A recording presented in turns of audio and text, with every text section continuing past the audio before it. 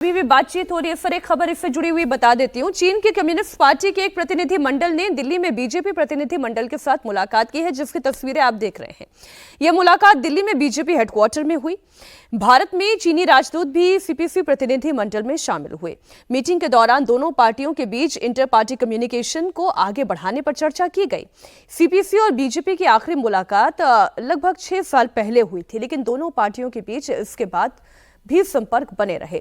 जनवरी 2011 में जब केंद्रीय सड़क परिवहन और राजमार्ग मंत्री नितिन गडकरी बीजेपी के अध्यक्ष थे, तब पार्टी का एक डेलीगेशन चीन गया था। और अब 6 साल के बाद ये जो है चीन से बीजेपी का जो रीच आउट है वो यहाँ दिल्ली में बीजेपी हेडक्वार्टर में हो रहा है। तो ठीक है, बातचीतें हो, मुलाकातें हो, मिलाप हो, लेकिन जहां एग्रेसिव होने की जरूरत है वहां एग्रेसिव भी तो हो। ये सामान्य सी बात है कि उनका प्रतिनिधिमंडल आया हुआ है, पार्टियों का अलग अलग पार्टियों से वो मिल रहा है। भारतीय जनता पार्टी शासन में है तो कार्यालय में आए थे जो विजय चौथाई वाला है, भारतीय जनता पार्टी के जो विदेशी मतलब वो विदेश मामलों के प्रभारी हैं गए, और अरुण सिंह जो वहाँ कार्यालय के प्रभारी हैं वो सब बैठे थे और साथ में बातचीत हुई है कि हम लोगों को अपना कम्युनिकेशन बढ़ाना चाहिए। अभी तक कितनी ही जानकारी, इससे ज़्यादा नहीं होगी। देखो, सक्सकम वैली जो है 5180 किलोमीटर है, और वो हमारे लिए, क्योंकि वो लद्दाख से एक प्रकार लगा, जो देपसांग वैली और जो है गलवान घाटी है वो, उसके कारण वो खतरे में जो बार बार आ रहा है, और सियाचिन से भी लगा हुआ इलाका है।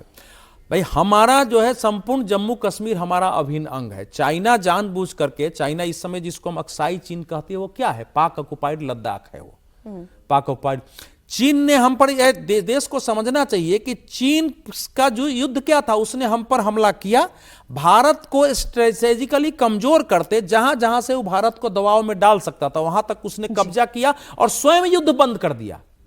उसको किसी ने कहा नहीं था बंद करने के लिए। उस समय से वो हमारे कलेजे पर मूंग दलरता है और बार बार, कभी लद्दाख में थोड़ी दिन के लिए घुस जाओ, सिक्किम का मुकाबला, लेकिन उनके सैनिक घूमते रहते हैं, थोड़े देर के लिए आके और खबर पूरा बना देते हैं और फिर वापस चले जाते हैं। और ये जो पूरा सी पैक है वो तो एक प्रकार से भविष्य के लिए हमारी चुनौती बढ़ गई है, क्योंकि जिस प्रकार से वो निर्माण कर रहा है वहां से लेकर के और लास्ट तक ग्वादर के बंदरगाह तक, वो बहुत भयानक है। एक प्रकार से वो आर्थिक रूप से ये सारे क्षेत्र चीन के हाथ में जा रहे हैं, पूरी गतिविधि जा रही है। तो हम उस पर विरोध जरूर जताते हैं, लेकिन मैं इनकी बात से सहमत हूं कि भारत को जिस एग्रेसिव तरीके से, क्योंकि बाकी तो दुश्मन है, चीन के साथ तो जब तक भारत के लाखों करोड़ों लोग बलिदान होने के लिए तैयार नहीं होंगे, तब तक चीन के साथ ये समस्या बनी रहेगी, सुलझने वाला नहीं है।